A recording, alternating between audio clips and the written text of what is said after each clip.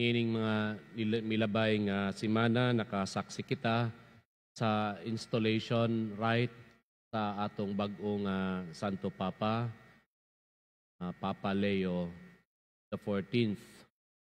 Ug nga nakita nato nga ang ingon tag-highlight sa maong installation right mao ang pagbutang sa gitawag nga pallium.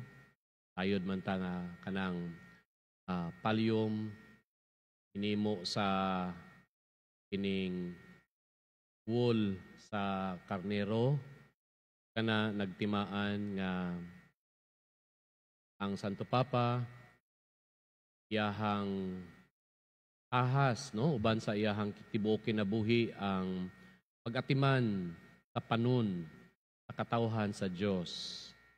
Ug nga sunod ang maong pagsuot sa maong itawag nato nga fisherman's ring na nagpasabot, nagkahulugan nga ang Santo Papa nagsunod sa ministriya ni San Pedro na mao ang unang Santo Papa. Matod pa sa mga commentaries, kini pinasimple na gyud nga paagi. Kay kaniadto kuno ingon tag elaborate kaayo ang maong pagsaulog. Of course, puno kayo sa mga kahulugan ang mga paagi ni ana.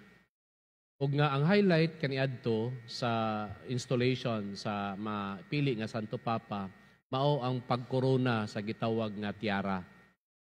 Kanang tiara mao nang korona karon kay mitre na lang man no kanang gisuot sa mga obispo. So kaniadto suotan sila og korona nga gitawag nga tiara kanang tulo bitaw ka 3-tier nga korona na nagkahulugan. By the way, kana siya nindot pug kayo nga korona na puno nag mga ingon tag mga precious gems no mga bulawan nga kana nagkahulugan nga ang Santo Papa dunay gahom sa spiritual nga natad nga spiritual, doon na po siya gahom diha sa simbahan, ug doon na po siya gahom sa political nga natad. Gani ang mga hari ug mga emperador naingon man nga ilalom sa iya hapon nga gahom. So ingon ana gyud ka ingon tag elaborate, ingon ana pud kagamhanan. Pero kaniadto gamhanan kayo ang iyahang elaborate kayo ang maong rito apan kabahin ni ana mao ang usa ka utang nga pagabuhaton sa gitawag nga the Dean of the College of Cardinals katong kinatasan sa mga cardinals no mga cardinals man mipili niya kunya ang buhaton sa Dean of the College of Cardinals muhonghong sa bag-o nga Santo Papa ug ingnan siya niining mga maong pulong. Remember that this too shall pass. Hinumdumi nga kini usab lumalabay lamang. So, amidst the elaborate, meaningful nga mga celebration, ipahinumduman ang Santo Papa. By the way, ang katapusan nga Santo Papa kuno nga gihimuan sa maong elaborate nga rito mao si Pope Paul VI. Pagsunod nga Santo Papa, si Pope John Paul I, simple na. Muna ni ato ang mga naandan karon. So, nga nang tungura, ipahinumduman ang Santo Papa, nga lagi temporary lang yun ang tanan. No?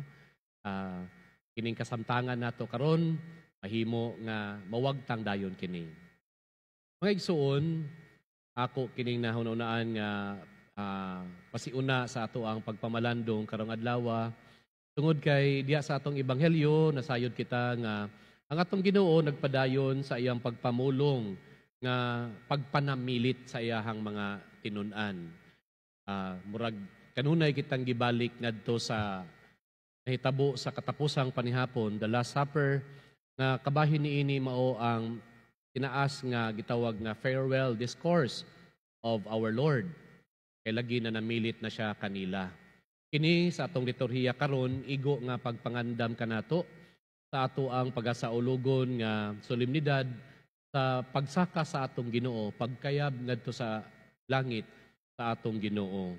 Kay karon untang adlaw mga igsuon, mao man gyud ang ika-40 nga adlaw sukad nga nabanhaw ang atong Ginoo. Sa daghang bahin sa kalibutan, ang mga simbahan nagsaulog na karon sa pagsaka sa atong Ginoo. Kay karon man gyud exactly ang 40 days lagi, no? Mga tanat-tangan sa tuwa, Father, nga kuan pa man, mulawig pa man og tulo ka adlaw, karong Sunday pa man lagi, tungod ni kay ikauyonan sa mga kaobispuhan nato diri sa nasod nga ato na lang i-adjust ang ato ang pagsaulog sa kining Ascension Sunday, Ascension, ang pagsaka sa atong Ginoo didto na sa adlawng Domingo. Kay kung weekdays manggod, dili tanan makasimba. Ay sayod man gyud tanaw nga namang gyud mga kakulian labi na diha sa trabaho. Una nga kung Sunday manggod daghan manggod kay ta. Katigom ta. Una nga ato ang gi-adjust gihimo natong Ascension Sunday. So, una. Pero ang maong punto mao nga karon padayon pa ta nga giandam sa atong Ginoo. Ug karon nanamilit siya. Klaro kayo diha sa iyahang mga pulong nga pamulong karon nga ang iyang mga tinun-an wala nakasabot. Di klaro, no? Nagpasabot lang sa direct nga kahulugan ni ini nga ang atong Ginoo nanagna pag-usab sa iyahang kamatayon. Dili madugay sa mubo lang nga panahon, dili na siya hikitan. Of course, naghisgot siya sa pagdakop kaniya, ang pagpatay kaniya, o paglubong kaniya. Di na siya hikitan. Klaro yun na. That's the direct meaning. Apan nagpadayon siya, apan sa mubo usab nga panahon, inyo na usab ako nga makitaan. Sa may pasabot ani, mubong panahon, tungod kay sa tulo ka adlaw, mabanhaw siya pag-usab, ug makig-uban siya kanila sulod sa 40 ka adlaw. Okay? So, mao ni ang gisulti sa ato ang Ginoo, direct nga meaning. Pero ang lalom nga pagkahulugan niini mao nga everything in life is temporary. Life is transitory. Lumalabay lamang. Daw sahay kung mamamalandong ta niini, mura bitaw og di kapugngan nga mahadlok pud ta. Kay lagi mahisgutan man gyud ang kamatayon. But that such is one of the inevitable facts of life. Sa matuoran nga bisan kinsa dili gyud kalikay. Tanan nga mga binuhat paabot gyud sa punto nga kita mopanaw. So that is the transitoriness of life. Temporary gyud ang tanan. Ug unsa ang naghatag kanato kini og kanang meaning unsay kahulugan ini? Nagpasabot lamang kini nga dapat mapuno kita sa paglaom. Of course, we are reminded once again sa gipili nga tema sa kanhing Santo Papa, Papa Francisco, nga ang tuig nga 2025 Jubilee, na kita mga magpapanaw nga puno sa paglaom. We are pilgrims of hope. No? Di na noon ta kawad-an, di na noon ta mahadlok dapat. Mahadlok manggaling ta. Well, manageable ra nga to ang mga kahadlok.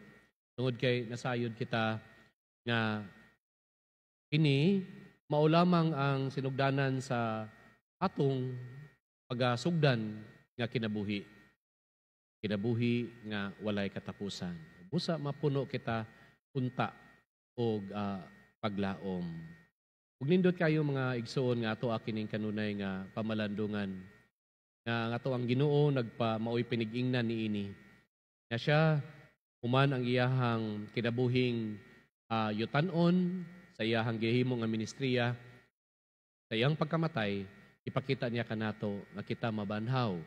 Human sa kabanhawan, mao ang pagsaka ngadto sa langit. Kung kanunay, nga huptan ng atong pagtuo, ay kita mga magpapanaw na puno sa paglaom.